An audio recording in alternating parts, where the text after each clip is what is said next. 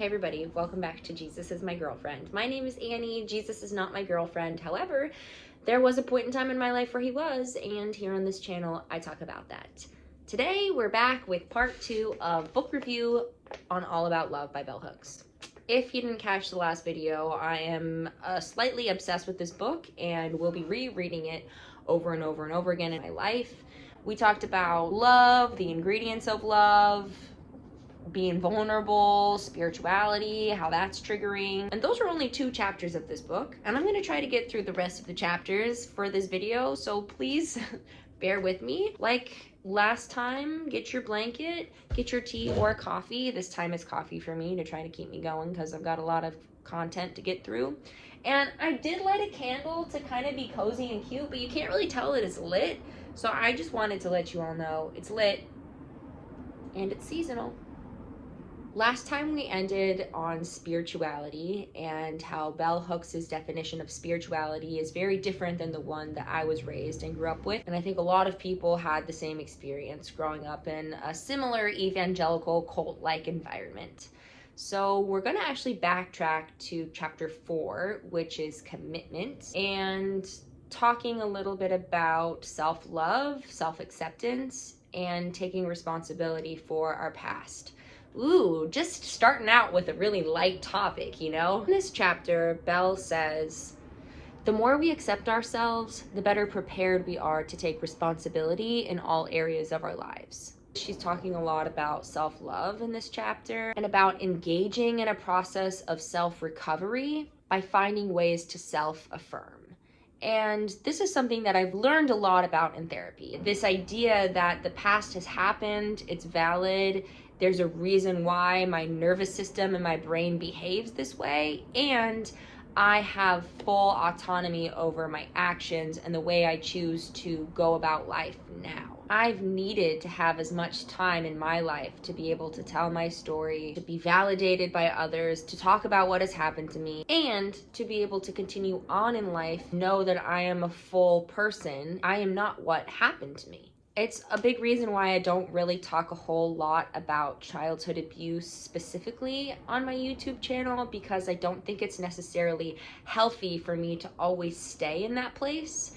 I try to talk about it in the vaguest terms as possible. I try not to stay too long on those topics because ultimately I don't want what has happened to me to define who I am today. I used to be a big oversharer, especially in the first few years of my adult life, like between the ages of, I would say, like 18 to 21 or 22. It was a big source of discomfort for me. I would talk about it a lot in therapy, talking about like, why do I always say too much? And then I feel like I've kind of swung in the other direction where I don't really say anything about my life and people have no idea that I came from a religious cult until much later on in our relationship. And I'm trying to figure out a nice, healthy balance now about how I want to go about sharing my life in a way that's authentic, but also is not keeping me in a place of victimhood. You know, it's probably always going to be a little bit of a sway here and there, but it's about working with that, I think. Belle talked about how re-examining and processing what happened in childhood is necessary to figure out why we feel so worthless or so unworthy. But that alone is not enough. There's more steps to the process of healing and to self-acceptance and committing to loving yourself. She also says that taking responsibility is not ignoring what happened to you. It's not ignoring the injustices systemically or personally. It does not mean that we can stop the injustices, but we can choose how we respond. She talks about in this chapter how we shouldn't expect to receive love from others if we're not willing to give that to ourselves. And this can be kind of an almost trite or overused idea. I hear a lot about self-love, about putting on your own oxygen mask before you can help somebody else. And that's great in concept, in theory, but I don't feel like often we're given a lot of tools on how to do that practically in a day-to-day setting. Being able to understand this intellectually and conceptually is very different than being able to use this in practice. And I think it's something that I'm still learning how to do and learning how to do well and consistently. Specifically this year, I have decided to be completely single in a way that I never have in my adult life before. And it's been really hard, but it's been for the intent and purpose of being able to fully give that love to myself and learn how to be my own cheerleader, be my own partner, be my own best friend in a way that I've always put on other people in my life. Especially romantic partnerships, I have been in them almost out of a necessity, out of a need for this other person to kind of be my crutch to walk around with. It doesn't serve me to do that anymore. It isn't loving the other person, nor is it loving myself. It's really more of a coping survival strategy. It's been a really lonely year in a way that has also been so rewarding and fulfilling and deeply spiritual, I guess, for a lack of a better word. Bell Hooks talks about that as women or as femmes or people who were raised and socialized as women, self-assertiveness is not something that is encouraged or praised, and oftentimes is seen as a threat to our societal structures. I have been celebrated before by having a partner, specifically a cis male partner where I am mimicking heteronormative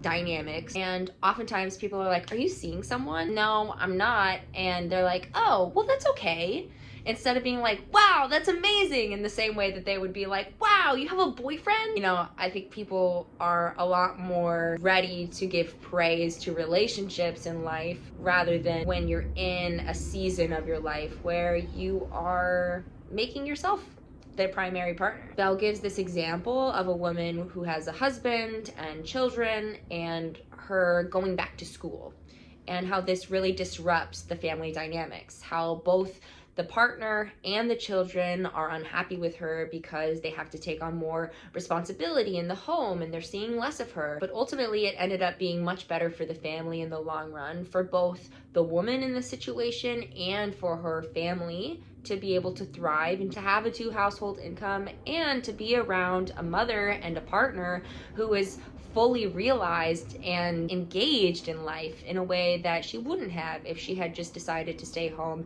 and not pursue her dreams. Belle says that she hasn't really seen a situation where a woman asserts herself and this isn't a positive thing for everyone involved. While this is very gendered, I think you can take this as people who are socialized as women in this world to be able to continue pursuing what I love and to also remember that I am a whole person and I'm not what has happened to me is something that's really beautiful for me. The next chapter is spirituality, and we covered that in the last video. Okay, so moving on to chapter 6, we're talking about values. And Belle says in this, awakening to love can only happen as we let go of our obsession with power and domination. Obviously, coming from my background, there was a big obsession with domination and power. And in this chapter, she talks about how cultures of domination rely on fear as a way to ensure obedience. Ding, ding, ding.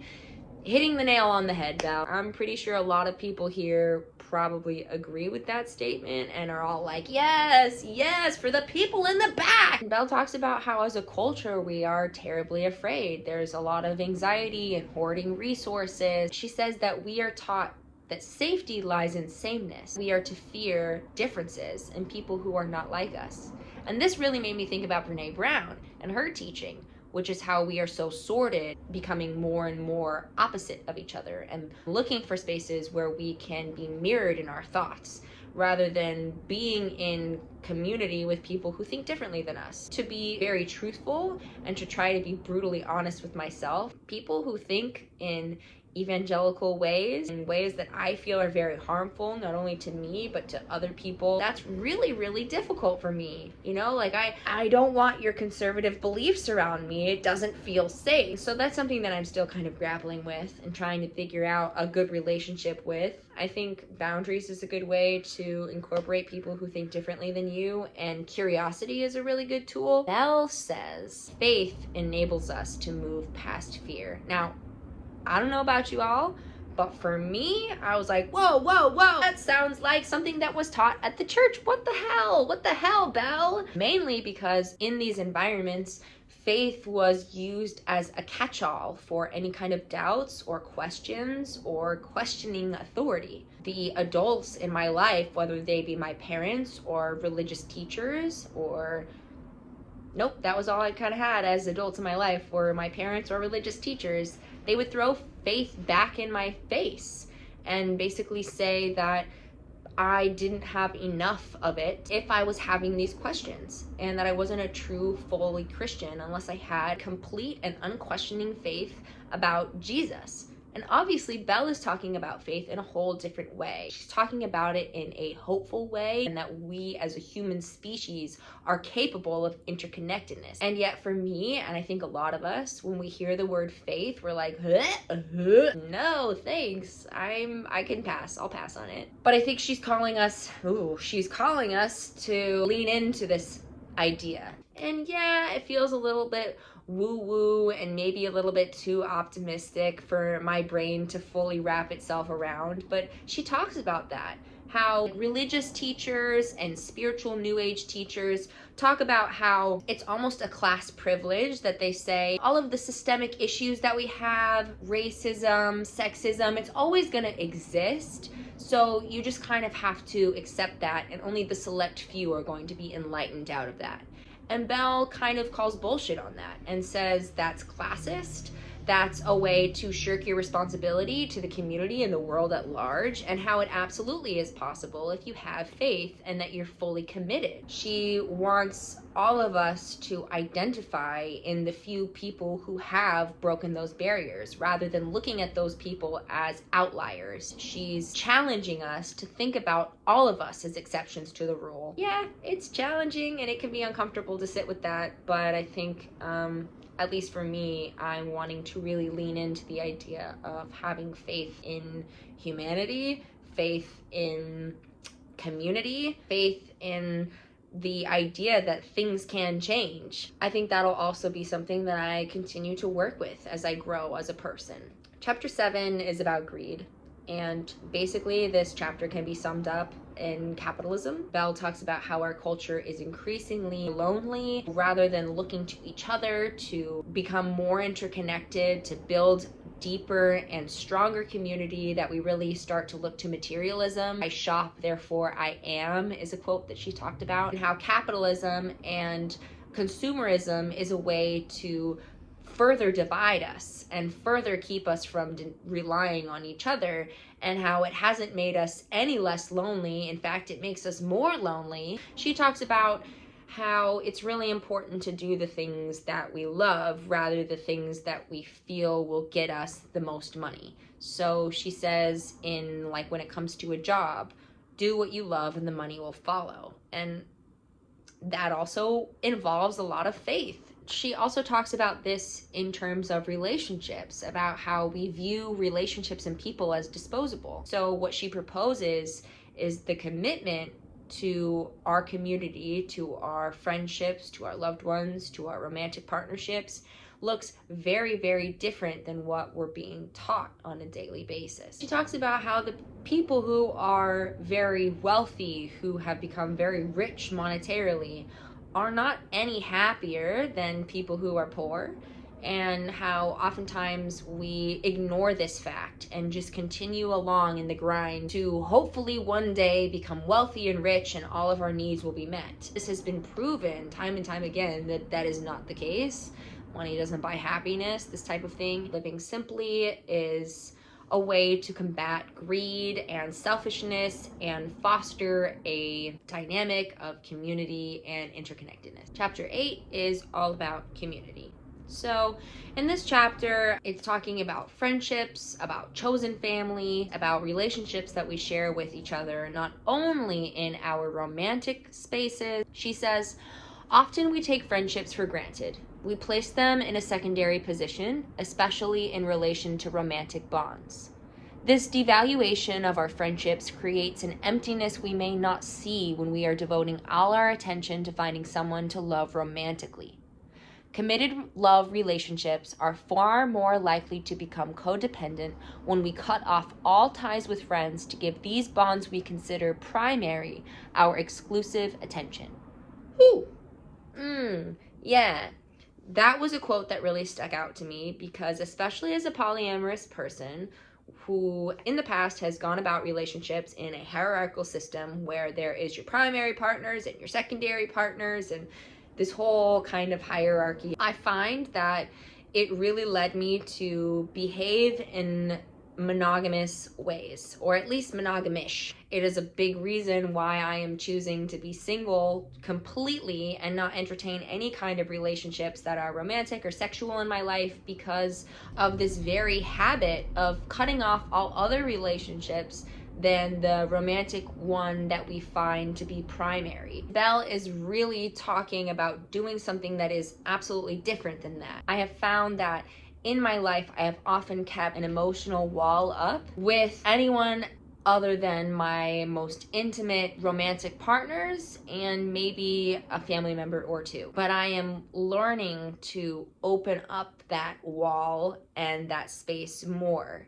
And I'm even trying to look at some of my closest friends as platonic partners so that I can reframe my commitment in my mind to them. I am actively trying to be more vulnerable and to show up in a way that is very meaningful. In the same vein, Belle talks about how to be solitary. She talks about loneliness versus solitude and the difference between those two, and that being able to sit with yourself opens you up to other people. When you do this, it moves you into a place of being able to serve others. Along with this, she also talks about forgiveness. When we have forgiveness in our lives, it moves us out of a place of victims and into a place of being a co-creator. I just want to disclaim that I'm using these ideas just for myself, because I do find it really uncomfortable to tell other people that they need to have forgiveness in their life. I personally believe you don't have to forgive your abusers if that's what's right for you. I think really Belle's version of forgiveness and the version of forgiveness from evangelical cult-like spaces are very different. I think the people that I grew up with hijacked the idea of forgiveness and turned it into this monster of victim blaming rather than what Belle proposes, which is a place of power and autonomy over your own life. This kind of reminded me of Alok Menon, who is a really powerful non-binary social justice activist. I always learn a lot from them. Something that they've done before is post on Instagram some of the hate comments that they will receive and their responses to them. Alok will respond to someone who says something very hateful, either about their appearance or their gender, and they respond in such a loving, empathetic, almost altruistic way that kind of transcends the hate. And they have mentioned this in an interview before. I'm paraphrasing, but they've basically said people have tried to erase trans people for centuries. They have been here to hate us for centuries. And what I want to do is show them that my love is so much bigger than their hatred could ever be.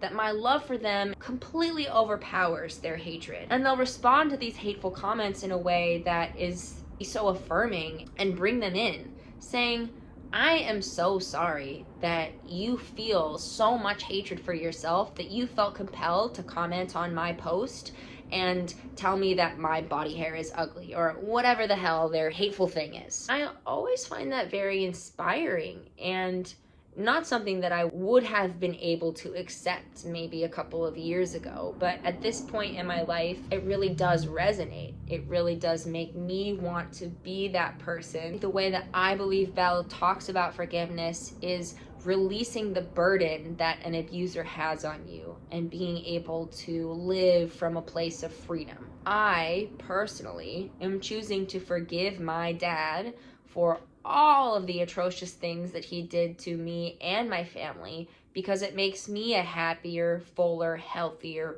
version of myself. It doesn't mean that he'll ever be in my life or I'll ever give him the ability to hurt me or my family in the way that he did again, but it does mean that I can release that burden from myself, where I'm no longer carrying him with me on my back, really. like a little demon himself.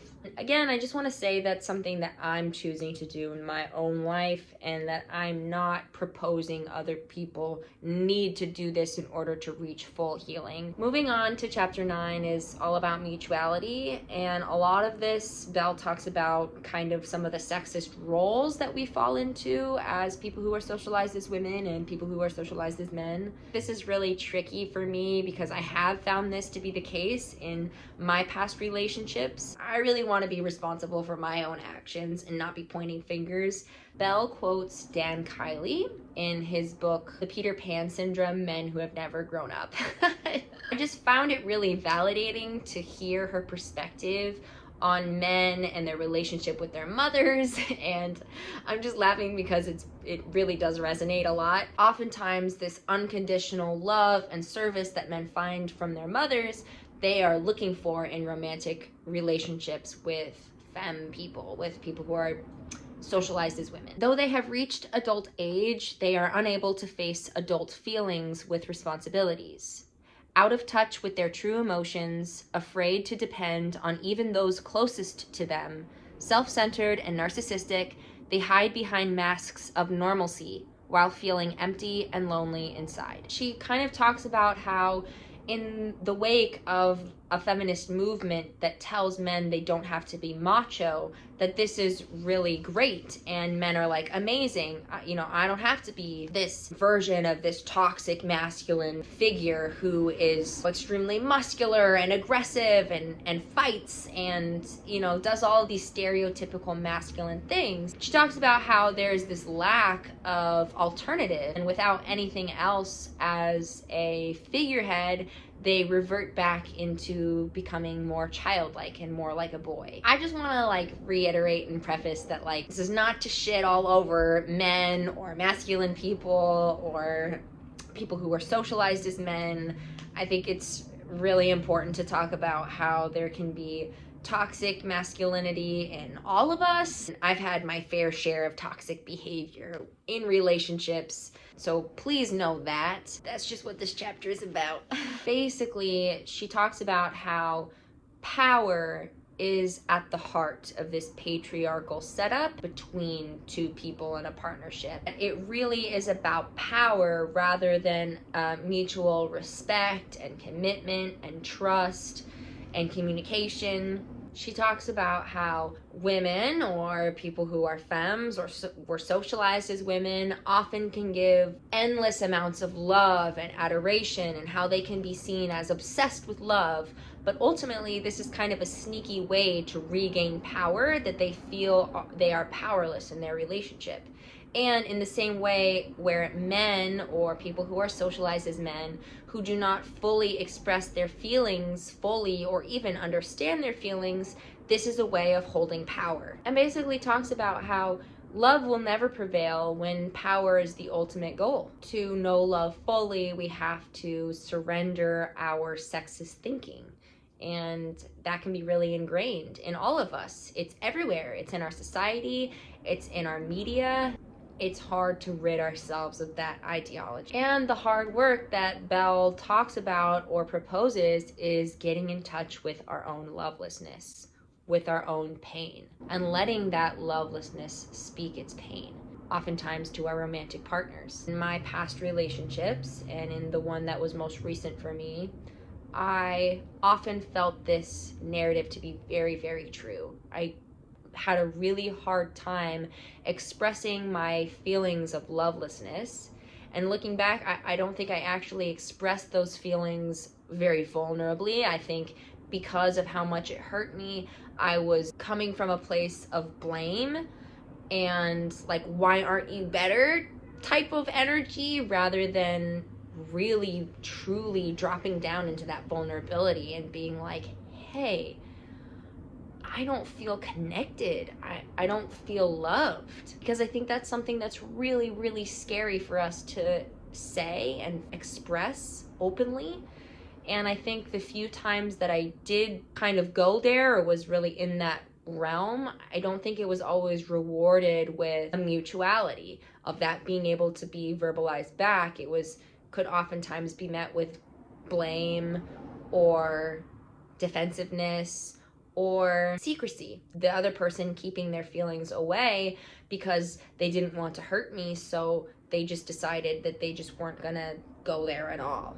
And I think that's really common in a lot of relationships, and I think it's really, really difficult to actually be vulnerable with each other. It's so hard. Bell talks about the antidote to this dynamic is giving, whether we are actualizing self-love or loving others in our community or in our partnerships, that love is ultimately an action.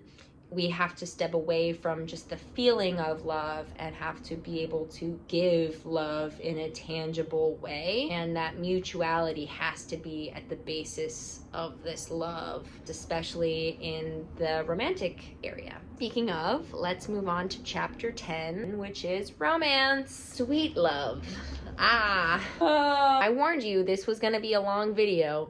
Bear with me. So, when speaking on romance, Bell says, the expression fall in love reflects a peculiar attitude toward love and life itself, a mixture of fear, awe, fascination, and confusion.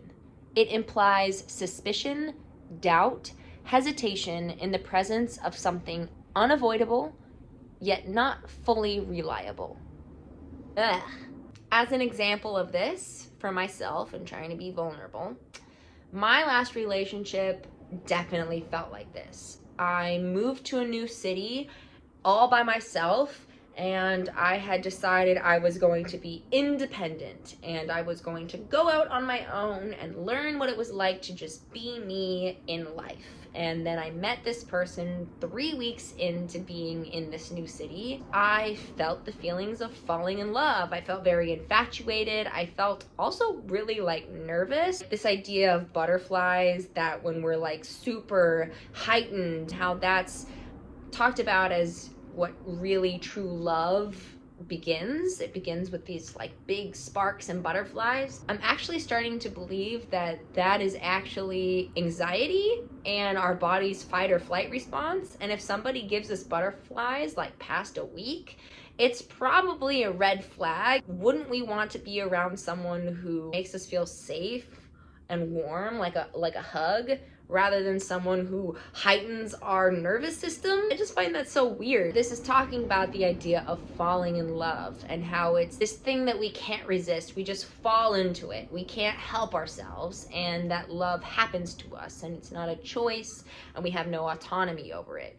And Bell says that this is wrong, this is flawed. And it's really interesting to me because I've never critically thought about the idea of falling in love. Nobody has ever posed this idea to me that it's not something that just happens to you. It has really made me think very critically about my past relationships and the foundation that they were built on. Bell talks about the feeling when you really want to be around someone all the time and you're constantly thinking about them and you are just so attracted to them physically that this is not love.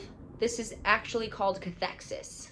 And that the distinction between actual love and cathexis is really, really stark. Bell talks about how true love is unconditional. And she talks about how honesty and openness is really the foundation to make this happen.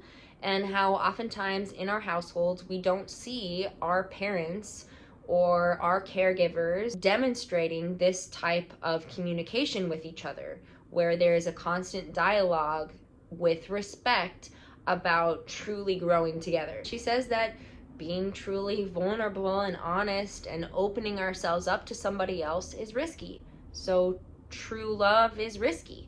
And nobody wants to hear that. Like, ugh, that sucks. That's way harder than like, you know, these fairy tale ideas of like, one day my prince will come. Like, obviously that's a very heteronormative way to think, but we all kind of have that ingrained in us, I think, or at least our society does. If y'all don't, and some of you are like, I've never felt that way, then like, good job. Bell says we sacrifice our old selves in order to be changed by love, and we surrender to the power of the new self.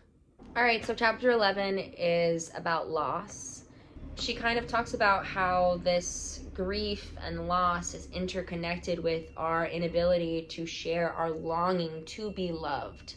She talks about how in our society we are taught to feel shame for a grief that lingers. Love invites us to grieve for the dead in ritual and celebration. That's something that I think we lack in our culture. In this chapter, Belle writes how she tries to end her meetings with her loved ones, with people in her life, as if it's the last time that she will ever see them, and how death is so important to be opening to love. She says, like, when we love every day, we don't need the threat of death to be true to ourselves.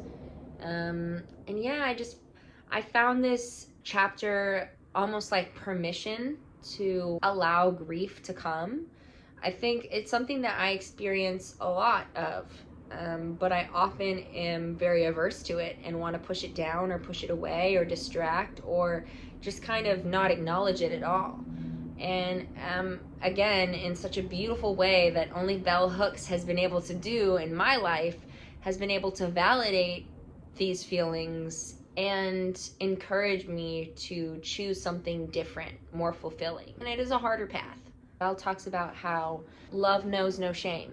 To be loving is to be open to grief, to be touched by sorrow, even when sorrow is unending. That's a lot, man. That's a lot. The antidote to shame and to pushing away grief is to live every day authentically, to show up in a honest, vulnerable way with the people that we love. The second to last chapter is about healing. This chapter really kind of sums up the whole book in a lot of different ways. It talks about how love heals us, how it doesn't mask or cover over pain. Rather, it creates a space to reframe pain in a way that it no longer hurts us in the present. She quotes James Baldwin in this. He says, "I do not mean to be sentimental about suffering, but people who cannot suffer can never grow up, can never discover who they are."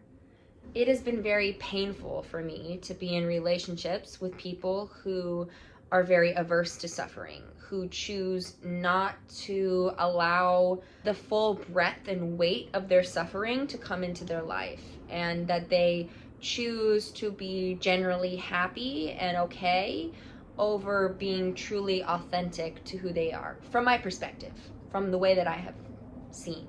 And I really resonated with that quote in a very powerful way. It was very validating for me to hear, because oftentimes I feel almost embarrassment or a sense of guilt for kind of being a heavy person. I have a really hard time with small talk. If we're not talking about something that like actually feels like it means something to me, then I have a really hard time staying present in those types of relationships or that conversation. Like, if we're just talking about the weather instead of like how you actually feel about those things, about what you're actually experiencing internally, I have a really hard time being able to stay in those social situations. I think it made me realize that it's okay not to like small talk. It's okay to want to talk about things that are truly, deeply intimate with others. It's okay to not feel safe with people who choose to deny or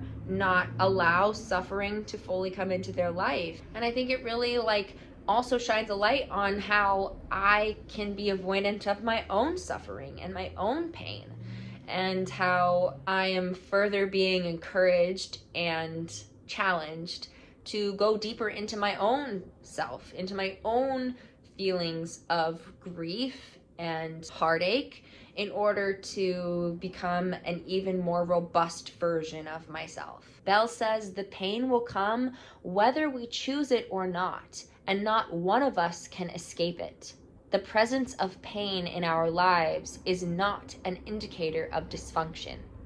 I really respect and want to further deepen my relationship with pain. She completes that thought by saying to stay in that pain, to deny the celebration of the absence of pain, or, to say that, well, all families are dysfunctional. It'll always be this way. To deny the idea that something different is possible is to doom us to believe that all families that all relationships, romantic or platonic, are doomed to be dysfunctional. To kind of summarize that, we have to hold the dialectic of both. Pain and suffering are inevitable, and it's not the only thing about life, and it is important to celebrate when there is the absence of pain, when we do feel seen and accepted and validated by our loved ones fully. She talks about how forgiveness is an antidote to shame.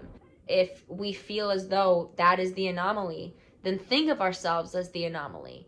Put ourselves in the place of being different than what we see as the norm. It's hard work, but seems like it is the most fulfilling way to live. This last chapter is about our destiny, is about our future as fully actualized humans who can love. Oh look, Missy came to join us. Say hello, Missy. Oh, I love you. And she gives us the idea of angels as a symbol of innocence, of enlightenment. Basically talks about how there is a hope for our future. She mentions Jacob, the Jacob from the Bible who wrestles with God, and how his experience of self-actualization and realizing true love is an arduous one, is one that was wrought with many challenges along the way. She gets pretty psychological with this one, talking about how Jacob returns to a state of infancy and is choosing to become reborn when he wrestles with this angel. It's a little heady for me, and it's a little triggering for me coming from the Bible. But she's talking about how Jacob is opening up himself to be blessed, to fully understand love, and to be truly open, vulnerable, and raw to the idea of loving authentically and truly. Obviously, this book was a lot. Obviously, there were several things in this book that I'm sure I didn't get to. I truly believe that I will come back to this book over and over again, because Belle doesn't really let you get away with hiding behind your own shit. She really kind of lays it all out there in a really honest, empathetic, and encouraging way that also keeps you honest. I really appreciate having a space like this with people like all of you who are open to me speaking my pain honestly and openly, and being willing to go along the ride of coming out on the other end as a happier, healthier version of myself. I cannot thank you all enough for being in this new community that I am starting to be a part of the building process. It is ultimately deeply, deeply rewarding. And I feel like even in this space, even in a space that is virtual, where I haven't met any of you all in real life, I still feel like we are exhibiting true love. So thank you deeply from the bottom of my heart. Love yourself, love each other, and until next time, always question everything, because if you don't, things will always stay the same, and what is the point to life in that? Okay, bye. Missy, say hi. It's Missy. Oh, it's Missy. No, love me. Love me, truly, unconditionally. I love you.